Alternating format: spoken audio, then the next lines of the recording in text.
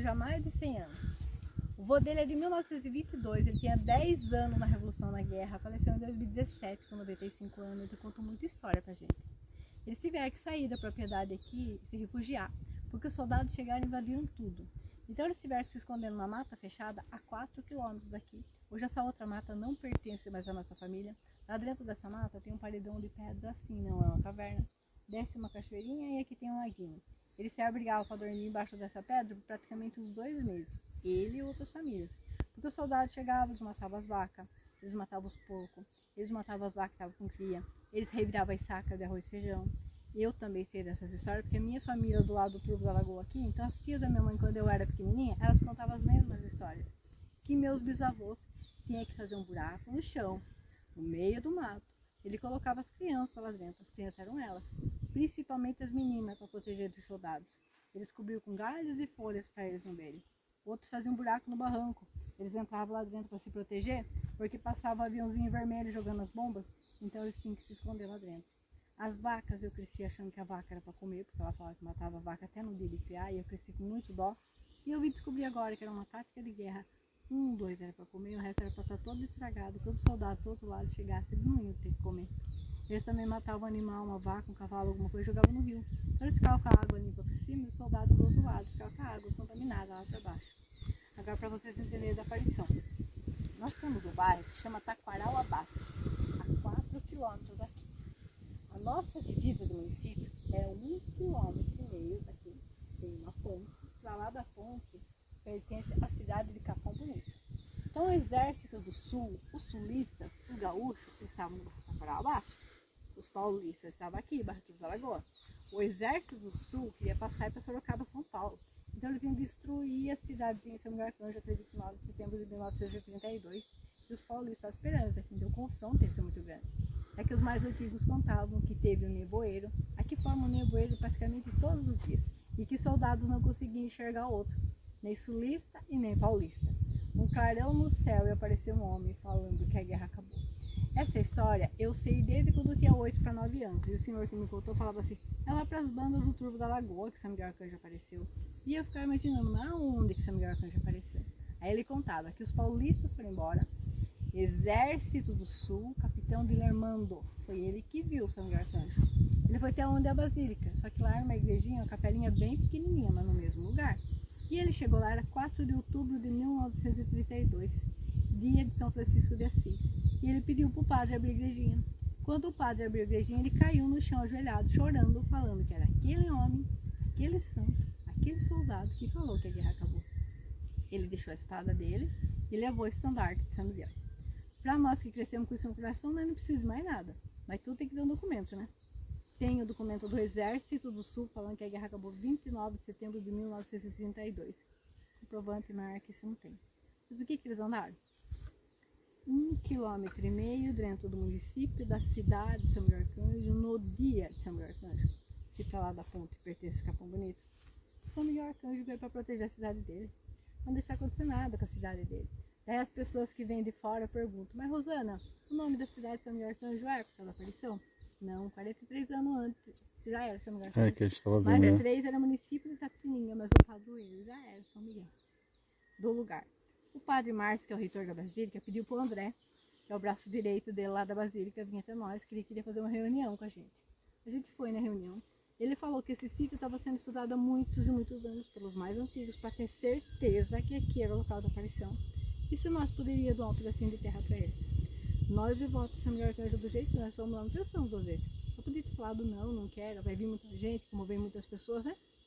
Mas a gente doou esse espaço aqui para todos os devotos de São Miguel, vir sentir a presença de São Miguel, para aqueles que acreditam e têm fé. Aqui é um lugar sagrado.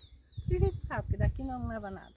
A gente não leva terra, a gente não leva dinheiro, a gente não leva bem materiais. Então esse espaço é para todos os devotos. Eu tô casada há 31 anos, mas hoje eu namoro e convivo com esse lugar há 33 anos. Então nossas amigas, as pessoas chegavam aqui e falavam, o que esse lugar tem de diferente? Ele tem uma paz, ele acalma o coração. Não sei. E não ficava falando para ninguém que era diferente, mas diz que 50, 70 anos atrás as pessoas já falavam a mesma coisa desse lugar. Não sei se vocês conhecem o Padre Duarte Lara. Se vocês não conhecem, procura no YouTube. Padre Duarte Lara é um exorcista lá de Portugal. Ele veio aqui antes de tudo. Então quando ele chegou aqui, Ali onde vocês entraram a cerca, aqui não tinha essa cerca. Aqui era pasto, nossos animais ficavam todos aqui, o gado, o cavalo. E quando ele chegou aqui, ele falou que aqui foi onde o céu tocou a terra. Aqui é o pedacinho do céu. É aqui, daí que vamos entender o porquê que o lugar é diferente. Das pedras. As aparições de São Miguel Arcanjo em outros países, todos têm pedras e montanhas. Eu nunca fui, mas eu vejo em vídeo, eu vejo em livros, mas eu perguntei para a irmã Maria Raquel do Instituto Hesse do Exército São Miguel, quando ela veio aqui a primeira vez, porque ela foi em todos os lugares, todos têm pedras e montanhas? Todos têm pedras e montanhas. São Miguel Arcanjo gosta aparecendo e tem pedras ainda, ela sorriu. O nosso sítio é um vale, é muita pedra. E a região de São Miguel Arcanjo é muito pouco lugar que tem pedra. E lá para frente é a continuação do sítio dos irmãos do meu sogro, né? Então cada um tem sua parte. O deles não tem nenhuma pedra. Então eles trabalham com aquelas plantadeiras, aquelas colheitadeiras gigantes, né? E as pessoas chegam aqui e falam assim: o sítio de vocês é cheio de pedra, dá para plantar. Fala, é o lugar mais lindo que nós temos. As pedras são a beleza do nosso sítio, são coisas de Deus. Elas não atrapalham nós em nada. Nós temos um tratorzinho pequenininho para trabalhar, a maioria de passo. E nós temos gigantes lá para baixo, de 9, de 12 metros. É muita pedra. Uma ou duas que são lajes no chão, mas todas são arredondadas. Mas altar, igual aquela ali de São Miguel, não tem nenhuma. É única. É como se fosse uma força maior que desceu. Então São Miguel já apareceu no céu, mas ele deixou aquela marca. Essa imagem foi colocada dia 16 de setembro de 2025. As pessoas estão perguntando, mas por que São Miguel não está em cima da pedra? Não está em cima da pedra, porque a pedra é um marco da aparição, mas ele está. E quando o pedreiro cavou o chão para fazer aquela estrutura, não encontrou a pedra, então ele está em cima da pedra. Sim. Por que cercaram a pedra? Porque as pessoas vêm com martelo, com picareta, arrancar pedacinho para levar. Então agora é monitorado lá pela Basílica toda, de 24 horas, ele sabe tudo o que está acontecendo aqui. E o horário de visitação também é das 8 às 18. Para lá da ponte, 1,5 km, morreu muita gente, morreu muitos soldados. Então as bombas, as munições da guerra que encontravam lá, todas detonadas. E as munições da guerra que encontravam aqui, todas intactas. Aqui foi o final da guerra, largaram tudo e foram embora. A família do meu marido achava muito. Depois do meu marido, quando criança, 5 anos, o pai dele arava a terra aqui com um cavalo e uma gradinha, e ele em cima da gradinha para dar peso, ali ia saindo as bombas, as munições, os morteiros, e ele começou a colecionar. Ainda criança, fala que São Miguel Arcanjo protegeu ele, porque ele aprendeu a tirar pólvora, então quando chegava as visitas, ele e os primos aprontavam. Eles faziam risco de pólvora atrás da casa, tacavam fogo. Para eles era tudo normal. E quando eu conheci ele falava que encontrava as munições da guerra aqui, eu ficava admirada, porque minha família do lado tudo aqui sabia da Revolução, mas tem seu sítio? Tem.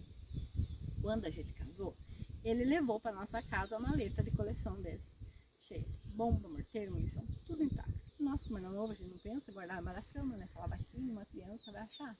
Só que formava as trovoadas, eu tinha medo, né? Porque vai dar um raio que vai explodir tudo, leva longe. Ele levava embaixo do pé de pé. Passava a trovoada, ele vinha e colocava embaixo da cama. Aí em 1995 eu fiquei grávida do nosso filho, falei, não, agora não quero esse morteiro aqui, que era o maior, né? Ele chamou o exército veio e fez um buraco bem fundo. Eles enterraram, detonaram ele, e mesmo assim ele jogou esse laço. E eles falaram que se ela tivesse batido, derrubado alguma coisa que acontecida, ia jogar esse laço de 100 a 150 metros em volta. A gente tem até hoje o jornal com a matéria de 1995 guardado, né? E também o exército pediu para não autorizar ninguém a procurar, porque pode ser que tenha algumas ainda, mas se tiver elas vão estar profundas, porque eu já fui trabalhar com trator, não encontra mais nada. Mas sempre tem um querendo entrar com detector de metal para procurar, mas a gente não autoriza. Para lá da ponta eles vão, eles encontram muito ainda, mas para lá é detonada, então aqui a gente não autoriza ninguém. Pra lá da ponte já é 1,5 km. Já é Capão. Já. E por causa do meu marido, que é o Zé Carlos, guardar essas coisas, né? Passar essa história, ele recebeu dia 19 de outubro lá na Basílica do Estado de São Paulo uma medalha e um certificado, Heróis de 32, do MMDC. E dia 15 de dezembro ele recebeu outro, só que lá em São Paulo, uma medalha e um certificado deles também. Só que agora tem o brasão de São Miguel Arcanjo. Tá no Instagram do nosso sítio, sítio JR Oliveira. Qualquer coisa, dá uma olhada lá. E não sei se vocês sabem que a consagração do Brasil foi aqui, dia 29 de setembro. Sim. Ah, isso ela sabe, certeza. Nós cedemos o nosso Como é o pasto. nome do sítio? Sítio JR Oliveira. Nós cedemos o nosso pasto ali, naquele lugarzinho que tá ali, que tem umas pedrinhas ali. Aqui não tem sinal. Tá gravado aqui, Flor, depois eu passo pra você. Aqui foi palco altar, ali. Cedemos esse outro pasto aqui para estacionamento. A imagem peregrina de São Miguel Arcanjo do Monte Gargano da Itália fez essa procissão aqui. com o exército de São Miguel do Espírito Resto, né, das irmãs Maria Raquel, Maria Joana, o Padre Emanuel Maria, com o exército brasileiro, e quem fez a consagração do Brasil foi o arcebispo militar, Dom Marconi, autorizado pelo Papa, que amanhã já está a importância desse lugar. E tá o Padre Márcio, a deputada Simone Marquês, o Dom Devair, e entre outros, né, que era muita gente, a gente não consegue lembrar o nome de todo mundo. Vocês conseguiram entender um pouco? O Dom Devair foi o que veio com as irmãs, Foi, né? Foi ele foi. que conseguiu a autorização de fazer peregrinação, Sim. né? Quando chegou, a primeira cidade que São Miguel visitou foi Santa Bárbara do Oeste. Eu fui.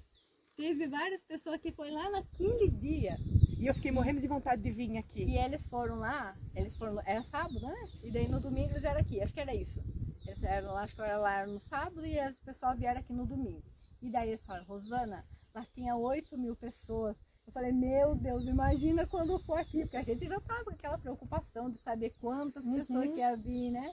Mas foi muito lindo. Mas tinha mais de 8.000, né? Ah, quando sim. veio.